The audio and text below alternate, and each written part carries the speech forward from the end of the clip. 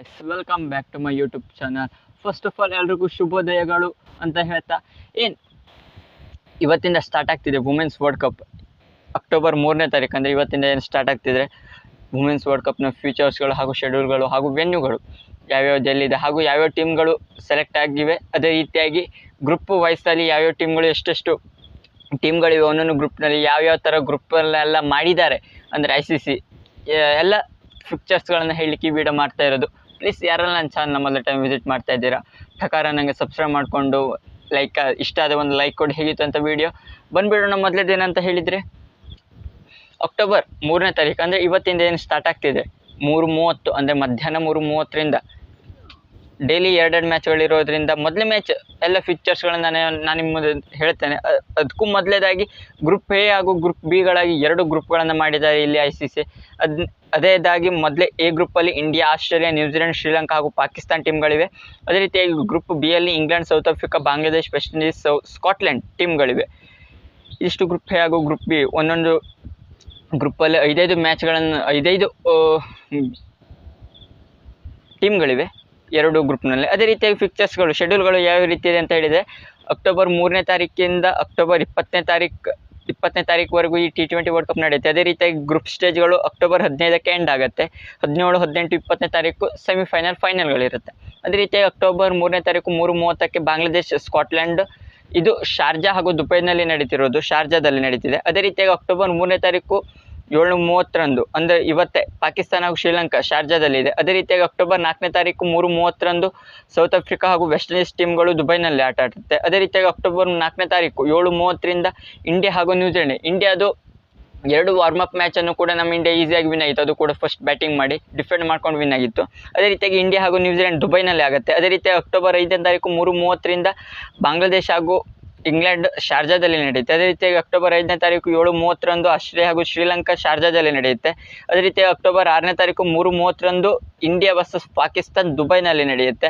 ಮೆನ್ಸಲ್ಲಾದ ಸಿಕ್ಕಾಪಟ್ಟೆ high pressure game. ಇದರಲ್ಲಿ ನಮ್ಮ ಇಂಡಿಯಾ ಡಾಮಿನೇಟ್ ಮಾಡಿ ವಿಕ್ಟರಿ ಆರಾಮಾಗಿ ವಿನ್ ಆಗುತ್ತೆ ಅಂತ ಅನಿಸುತ್ತೆ. ಅದೇ ರೀತಿಯಾಗಿ ಅಕ್ಟೋಬರ್ 6ನೇ ತಾರೀಕು 7:30ರಂದು ವೆಸ್ಟ್ ಇಂಡೀಸ್ ಹಾಗೂ ಸ್ಕಾಟ್ಲೆಂಡ್ ದುಬೈನಲ್ಲಿ ನಡೆಯುತ್ತೆ. ಅದೇ ರೀತಿಯಾಗಿ ಅಕ್ಟೋಬರ್ 7ನೇ ತಾರೀಕು 7:30ರಂದು ಇಂಗ್ಲೆಂಡ್ ಹಾಗೂ ಸೌತ್ ಆಫ್ರಿಕಾ ಶಾರ್ಜಾದಲ್ಲಿ ನಡೆಯುತ್ತೆ. ಅದೇ ರೀತಿಯಾಗಿ ಅಕ್ಟೋಬರ್ 8ನೇ ತಾರೀಕಂದು 7:30ರಂದು ಆಸ್ಟ್ರೇಲಿಯಾ ಹಾಗೂ ನ್ಯೂಜಿಲೆಂಡ್ ಶಾರ್ಜಾದಲ್ಲಿ. ಅದೇ ರೀತಿಯಾಗಿ ಅಕ್ಟೋಬರ್ 9ನೇ ತಾರೀಕು 3:30ರಂದು ಸೌತ್ ಆಫ್ರಿಕಾ ಹಾಗೂ ಸ್ಕಾಟ್ಲೆಂಡ್ ದುಬೈನಲ್ಲಿ.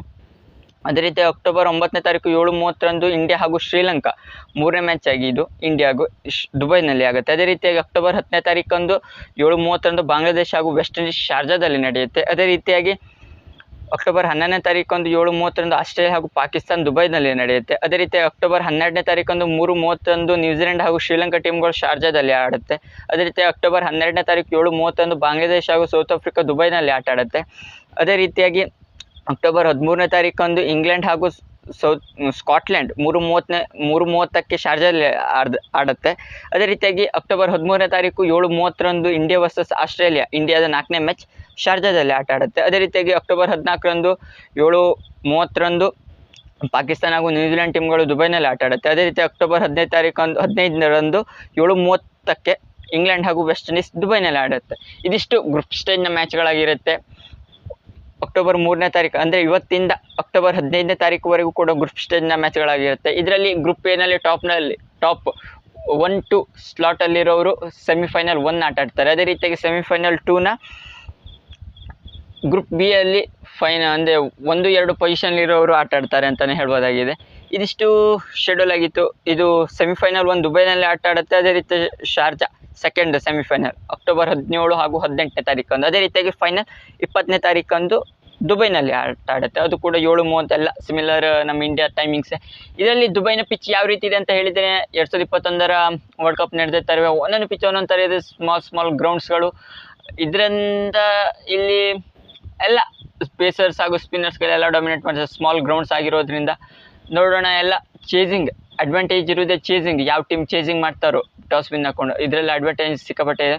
ನಮ್ಮ ಇಂಡಿಯಾ ಕೂಡ ಡಿಫೆಂಡ್ ಮಾಡಿಕೊಂಡು 2 ವಾರ್ಮಪ್ ಮ್ಯಾಚ್ಗಳನ್ನು ವಿನ್ ಆಯಿತು ವೆಸ್ಟ್ ಇಂಡೀಸ್ ಹಾಗೂ ಸೌತ್ ಆಫ್ರಿಕಾ ಜೊತೆಗೆ. ನೋಡೋಣ ಯಾವ ರೀತಿ ನಮ್ಮ ಇಂಡಿಯಾ ಟೀಮ್ ವಿನ್ ಆಗಿ ಈ ಬಾರಿ ಮೆನ್ಸ್ 2024 ವರ್ಲ್ಡ್ ಕಪ್ನ ಯಾವ ರೀತಿ ನಮ್ಮ ಇಂಡಿಯಾಗೆ ತಂದು ಕೊಟ್ಟರು. ಅದೇ ರೀತಿಯಾಗಿ ವುಮೆನ್ಸ್ T20 ವರ್ಲ್ಡ್ ಕಪ್ ಕೂಡ ಸುಮಾರು ಕಾಲ ಆಯಿತು ಬರದೆ. ಅದೇ ರೀತಿಯಾಗಿ ಈ ವರ್ಷ ಕೂಡ ತರಲಿ ಅಂತ ಆಶಿಸ್ತಾ ಇದಿಷ್ಟು T20 ವರ್ಲ್ಡ್ ಕಪ್ ವುಮೆನ್ಸ್ನ ಶೆಡ್ಯೂಲ್ ಹಾಗೂ ಫೀಚರ್ಸ್ಗಳಾಗಿತ್ತು. ನಿಮ್ಗೆ ಈ ವಿಡಿಯೋ ಇಷ್ಟ ಲೈಕ್ ಶೇರ್ ಹಾಗೂ ಕಮೆಂಟ್ ಮಾಡಿ.